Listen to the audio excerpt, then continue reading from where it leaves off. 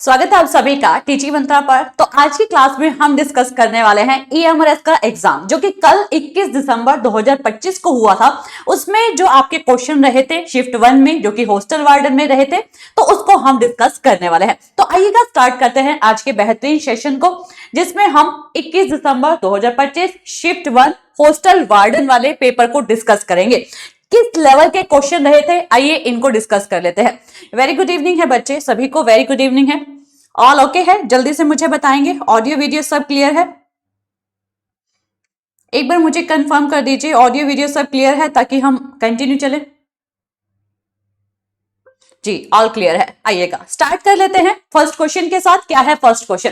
देखिए कहता है निम्नलिखित में से किसे कंप्यूटर का जनक माना जाता है। तो कंप्यूटर का जनक किसे माना जाता है? आप सभी जानते हैं चार्ल्स बेबेज को जाना जाता है। किसको जाना जाता है? चार्ल्स बेबेज को जाना जाता है। तो बाकी यहाँ पर ऑप्शन किस लिए है, आइए इनको भी थोड़ा सा समझ लेते हैं। तो यहाँ पर देखिएगा चार्ल्स बेबेज को कंप्यूटर का क्या मानते हैं? जनक कहा जाता है। उन्होंने एनालिटिक इंजन की अवधारणा दी थी जो कि आधुनिक कंप्यूटर की क्या है? नींव मानी जाती है। किसकी? आधुनिक कंप्यूटर की नींव मानी जाती है। तो इस बात को भी ध्यान रखना है, इसलिए प्रतियोगी परीक्षाओं में यह मानक उत्तर होता है। ठीक है। और यहाँ पर जॉन वॉन न्यूमैन ये किस लिए है? आधुनिक कंप्यूटर आर्किटेक्चर यहाँ पर जो है के लिए ये क्या है? प्रसिद्ध है। फिर आपके बिल गेट्स हैं, माइक्रोसॉफ्ट कंपनी के संस्थापक हैं।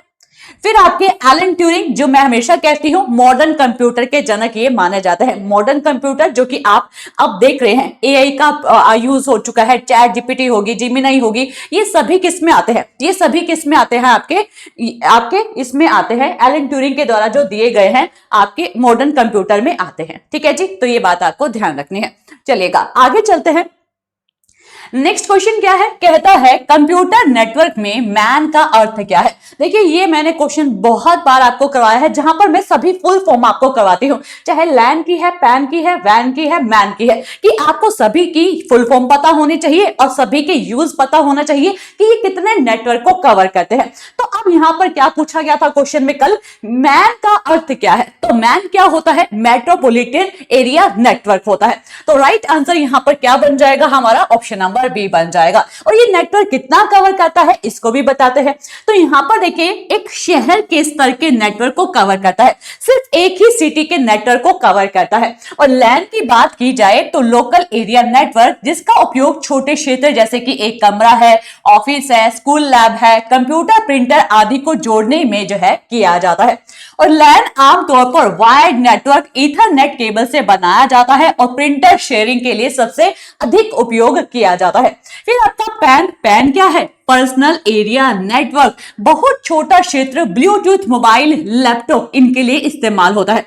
और वैन क्या है? वाइड एरिया नेटवर्क, बहुत बड़ा क्षेत्र जो कि देश विदेश महाद्वीप सबों के लिए इस्तेमाल होता है। और ये क्वेश्चन मैं आपको बता दूं कि जो आपका फुल फॉर्म से है लैन, पैन, वैन, मैन, आप देखेंगे जो आपका 13 दिसंबर को एग्जाम हुआ EMRS का, 14 दिसंबर को 2 शिफ्ट में एग्जाम हुआ और आपका 21 दिसंबर में आपकी 2 शिफ्ट में एग्जाम हुआ।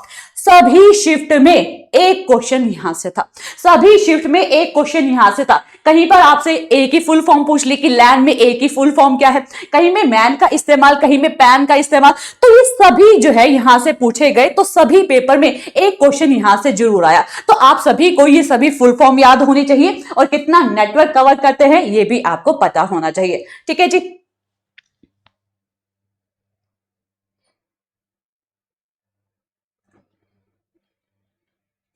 ओके ठीक है बच्चा, मैंने आपका मैसेज देख लिया, अब आप रिपीट मत कीजिएगा। ठीक है, चलिए वेरी गुड इवनिंग है सभी को, वेरी गुड इवनिंग है। चलिए नेक्स्ट क्वेश्चन पर चलते हैं। नेक्स्ट क्वेश्चन देखिए क्या कहता है।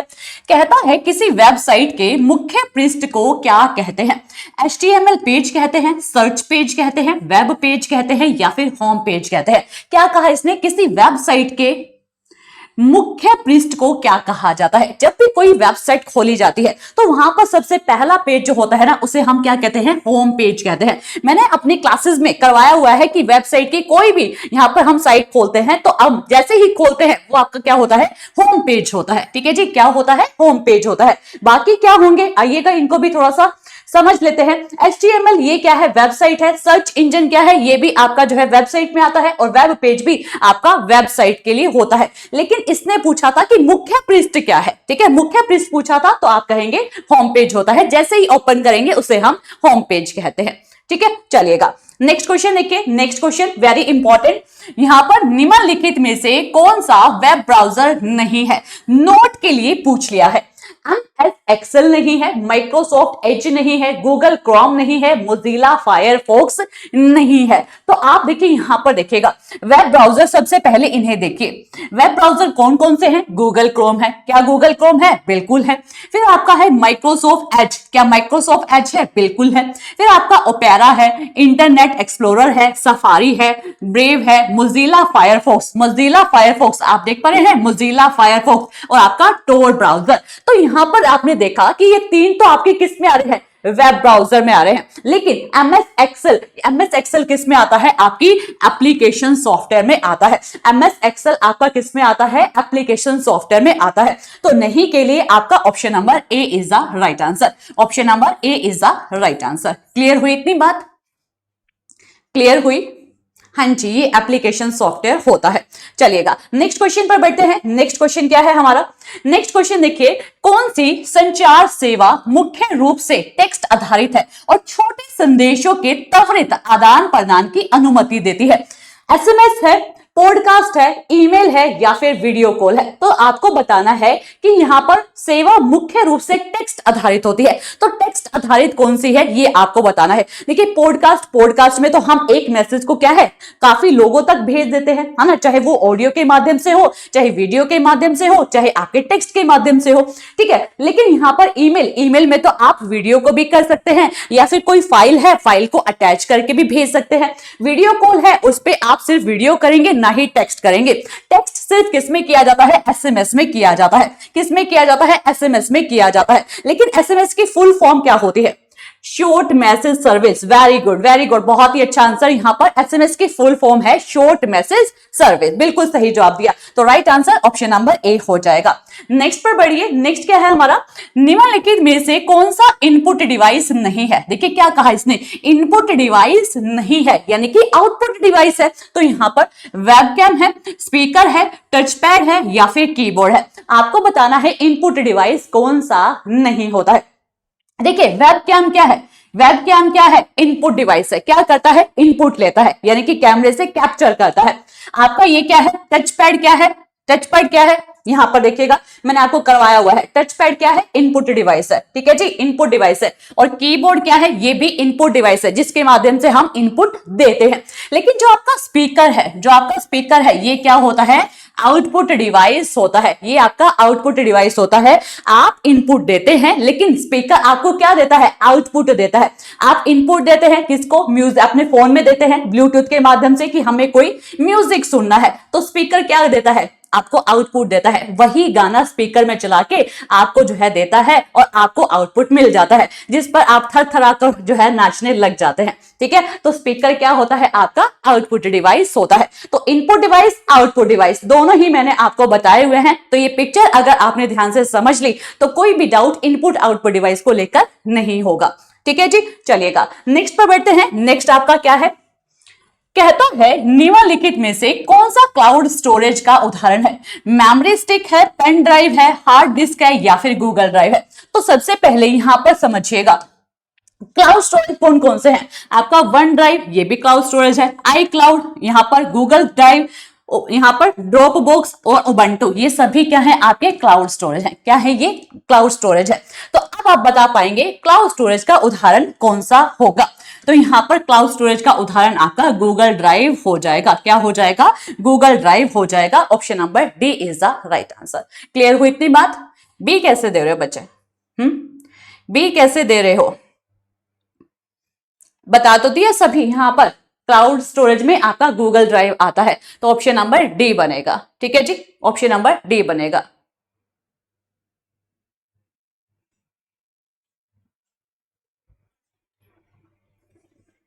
चलिए बढ़ते हैं नेक्स्ट क्वेश्चन की ओर। नेक्स्ट क्वेश्चन देखिएगा, कहता है विंडोज में चयनित टेक्स्ट को कॉपी करने की शॉर्टकट कुंजी कौन सी होती है। कंट्रोल X होती है भाई, कंट्रोल एक्स तो कट करने के लिए होती है, कंट्रोल पी आपको मैंने कि यहां पर बताई हुई है प्रिंट के लिए होती है। ये सभी मैंने आपको बताई थी, जहां पर कंट्रोल पी प्रिंट के लिए होती है, अभी मैंने आपको बताया। तो यहां पर कंट्रोल पी प्रिंट के लिए होती है, कंट्रोल सी ये किस लिए होती है, कॉपी करने के लिए होती है, और कंट्रोल वी आपकी पेस्ट करने के लिए होती है। तो ये सभी शॉर्टकट कीज आपको मैंने करवाई हुई हैं, आई होप सभी को क्लियर है। और यहां पर अगर आप इसको पढ़ लेंगे तो इससे भी आपको जो है काफी बेनिफिट ही मिलेगा। और ये भी शॉर्टकट की में मैंने आपको पूरा दिया था पेज, जिसके माध्यम से आप जो है समझ सकते थे, ठीक है। तो इससे भी आपके जो है 2 क्वेश्चन मैंने आपका देखा कि 21 दिसंबर को सेकंड शिफ्ट में आया क्वेश्चन यहां से, 14 दिसंबर की एक शिफ्ट में यहां से क्वेश्चन आया हुआ था, बाकी आपके यहां पर 3 शिफ्ट में इससे क्वेश्चन पूछे गए हैं। तो काफी इंपॉर्टेंट शॉर्टकट की है, ये पीडीएफ आपको मिल जाएगा टेलीग्राम पर, टीचिंग मंत्रा टेलीग्राम का लिंक कमेंट बॉक्स में पिन है, आप वहां पर ज्वाइन हो जाइए और ये पीडीएफ आपको मिल जाएगा, तो आप बेहतरीन तरीके से इन्हें समझ पाएंगे, ठीक है। चलिए, तो राइट आंसर यहां पर बनेगा ऑप्शन नंबर सी हो जाएगा। नेक्स्ट देखिएगा, नेक्स्ट क्या है आपका, पीडीएफ का पूर्ण रूप क्या होता है। पीडीएफ का पूर्ण रूप क्या है आपको बताना है। पब्लिक डाटा फाइल होगा, प्रोग्राम डॉक्यूमेंट फॉर्मेट होगा, पर्सनल डॉक्यूमेंट फाइल होगा, पोर्टेबल डॉक्यूमेंट फॉर्मेट होगा। तो पीडीएफ की फुल फॉर्म आपको बतानी है क्या होगी। तो पीडीएफ की फुल फॉर्म होती है पोर्टेबल डॉक्यूमेंट फॉर्मेट होता है, ठीक है। ये किसके द्वारा जो है बनाया गया था, ये किसके द्वारा बनाया गया था, ये आपको बताना है। आपने फुल फॉर्म तो बता दी, पोर्टेबल डॉक्यूमेंट फॉर्मेट है, लेकिन ये बनाया किसके द्वारा, ये अडोबी के द्वारा जो है बनाया गया था, ठीक है। ये अडोबी के द्वारा बनाया गया था।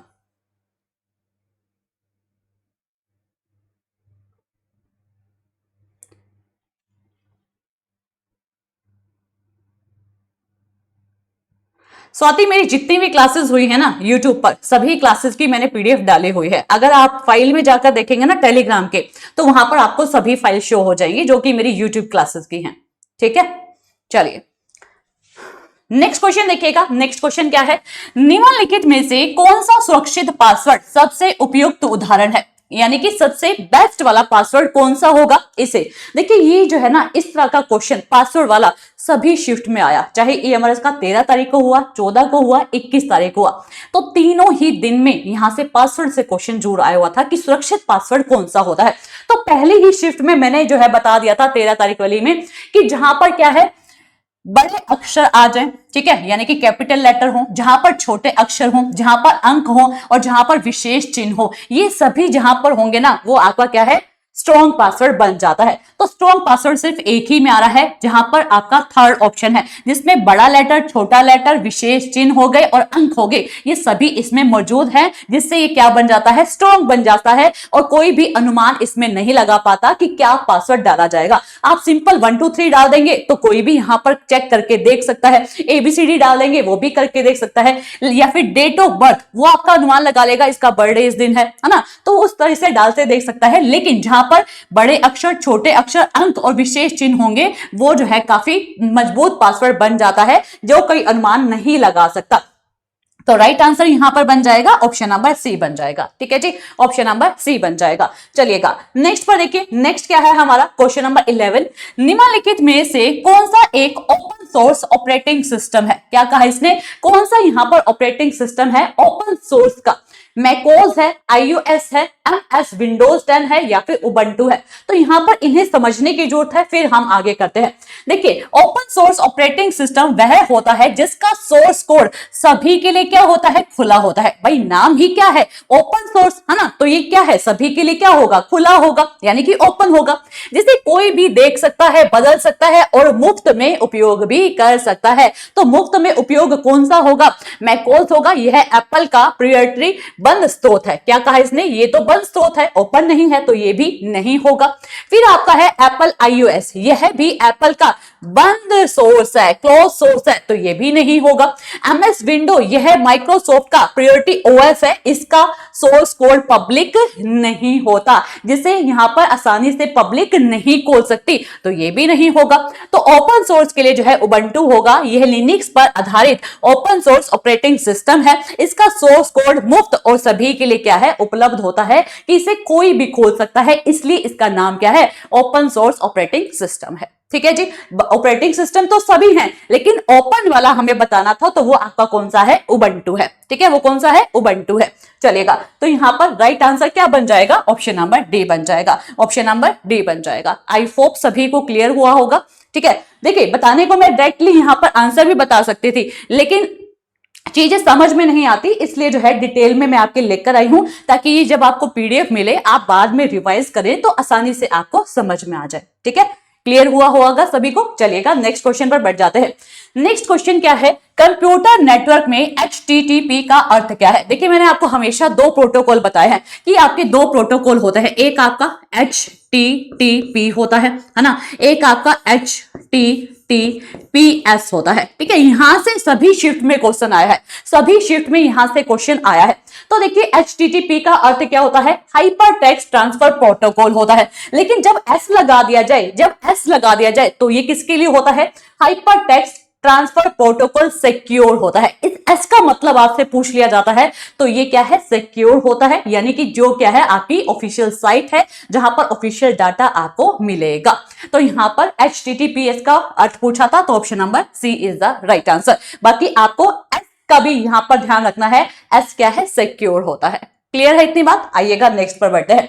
नेक्स्ट क्या है, हस्तलिखित पाठ या चित्र को सीधे वास्तविक समय में कंप्यूटर में कैप्चर करने के लिए प्रयुक्त उपकरण कौन सा होता है, जॉयस्टिक है, वेबकैम है, स्कैनर है या फिर लाइट पेन है। आइएगा इसको थोड़ा सा समझते हैं कि सीधे वास्तविक समय में यहां पर कंप्यूटर को कैप्चर करने का काम कौन करता है। देखिए जो डिवाइस हस्तलिखित पाठ या चित्र को सीधे और वास्तविक समय में कंप्यूटर में दर्ज करते हैं, उन्हें हम क्या कहते हैं, लाइट पेन कहते हैं। क्या कहते हैं, लाइट पेन कहते हैं, जो कि क्या है, हमारी किताबों को क्या करता है, कैप्चर कर लेता है, चाहे वो हमारे वर्ड्स हो, चाहे हमारी बुक की पिक्चर हो, सभी को कैप्चर कर लेता है और डायरेक्टली क्या कर देता है, हमारे सीपीयू में डाल देता है। तो यही तो पूछा गया था कि क्या है, चित्र और यहां पर सीधे वास्तविक समय में कंप्यूटर में दर्ज कर देता है, वो आपका लाइट पेन होता है। वो क्या होता है, लाइट पेन होता है। जॉयस्टिक का काम क्या है, मैं आपको हमेशा इनपुट डिवाइस में बताया है। जॉयस्टिक क्या है, जहां पर आप क्या करते हैं, खेलने का संसाधन करते हैं, है ना, खेलने का संसाधन। यहां पे मैं आपको दिखाती हूं जॉयस्टिक के बारे में।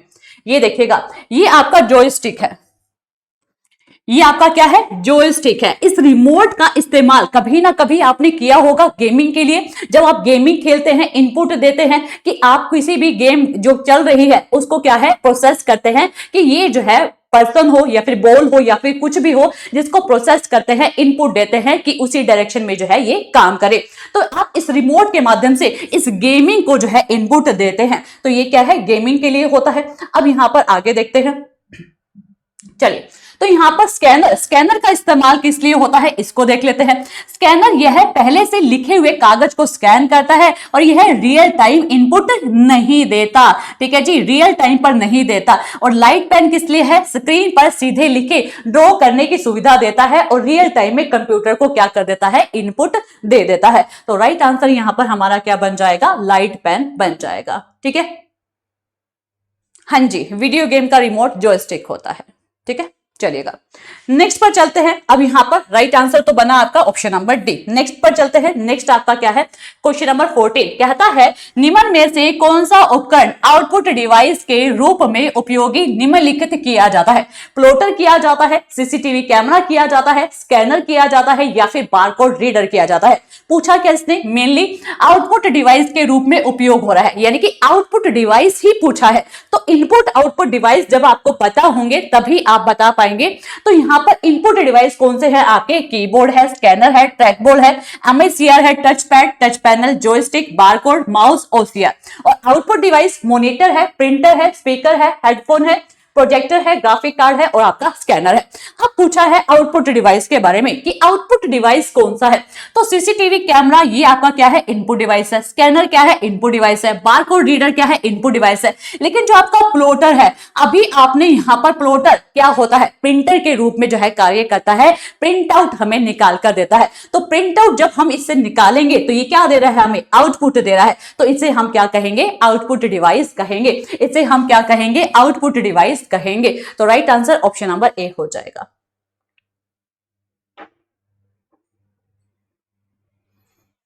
हाँ, बारकोड रीडर जो है इनपुट डिवाइस होता है, ठीक है, ये आपका इनपुट डिवाइस होता है। आप देखते हैं ना, जब आप मॉल में शॉपिंग वगैरह करने के लिए जाते हैं, कुछ भी सामान वहां से उठाते हैं, तो वहां पर आपने देखा होगा कि उस सामान के ऊपर जो है एक बार कोड बना होता है, जहां पर वो क्या करते हैं, उसको स्कैन कर लेते हैं। इस प्रकार की मशीन होती है बार कोड रीडर की, उससे स्कैन कर लेते हैं और वहां पर जो है बिल निकल कर आ जाता है, ठीक है, तो वो आपका इनपुट डिवाइस है। चलिएगा नेक्स्ट पर बढ़ते हैं। नेक्स्ट क्या है हमारा, क्वेश्चन नंबर 15 कहता है आईसीटी शिक्षा में निम्नलिखित में से किसे कम करने में मदद कर सकता है? सूचना तक पहुंच के लिए, सहयोगात्मक शिक्षण के लिए, डिजिटल डिवाइस के लिए, छात्र जुड़ाव के लिए। क्या कहा इसने? आईसीटी शिक्षा में निम्नलिखित में किसे कम करने में मदद करता है? कि जो आईसीटी है, कंप्यूटर टेक्नोलॉजी है, वो किसे कम करने में हमें मदद करता है, ये आपको बताना है।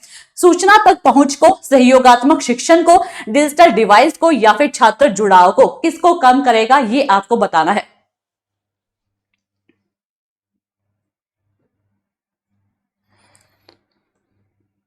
देखिए बच्चा, टॉपिक वाइज जो है मेरा एप्लीकेशन पर चल रहा है, ठीक है। यहाँ पर निशांत जो बैठे हैं, बाकी मुझे नहीं पता और एप्लीकेशन का स्टूडेंट कौन सा है।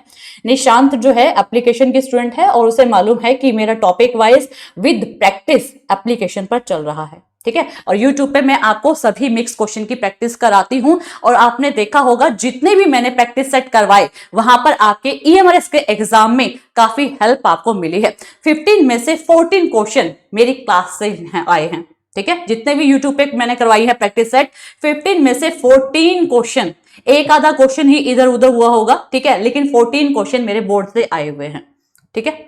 चलिए, तो यहां पर देखिएगा, यहां पर इसको थोड़ा सा समझ लेते हैं। देखिए, आईसीटी सूचना एवं संचार प्रौद्योगिकी शिक्षा में डिजिटल डिवाइस को कम करने में मदद कर सकता है। और डिजिटल डिवाइस का अर्थ है तकनीक, इंटरनेट और डिजिटल संसाधनों तक असमान पहुंचना।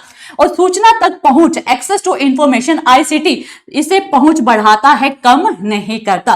सहयोगात्मक शिक्षण, ये जो है सहयोगात्मक सीखने में प्रोत्साहित करता है, घटाता नहीं है। भाई, कंप्यूटर टेक्नोलॉजी ऐसी आ चुकी है जिसके माध्यम से आपकी पढ़ाई क्या हो चुकी है, यहां पर बढ़ चुकी है। सहयोगात्मक शिक्षण भी आप कर पाते हैं। कैसे? अब आप कर रहे हैं, वो मेरे साथ भी कर रहे हैं, आप अपने साथ में एक दूसरे के साथ भी कर रहे हैं।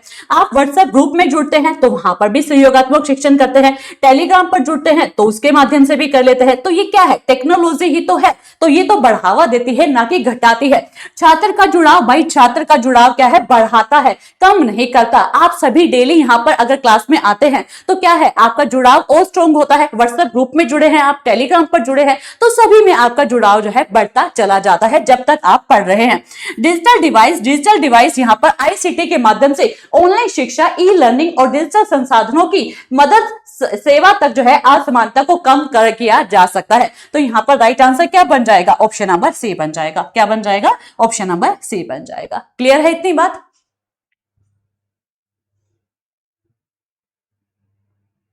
धन्यवाद सुमित। चलिएगा, अब ये जो है आपके शिफ्ट 1 के क्वेश्चन थे, ठीक है जी। ये शिफ्ट 1 के क्वेश्चन थे जो 21 दिसंबर 2025 को ईएमआरएस का एग्जाम हुआ था। अब यहाँ पर शिफ्ट 2 का पेपर आप करना चाहेंगे तो मैं आपको करवा दूंगी। जल्दी से मुझे बताएंगे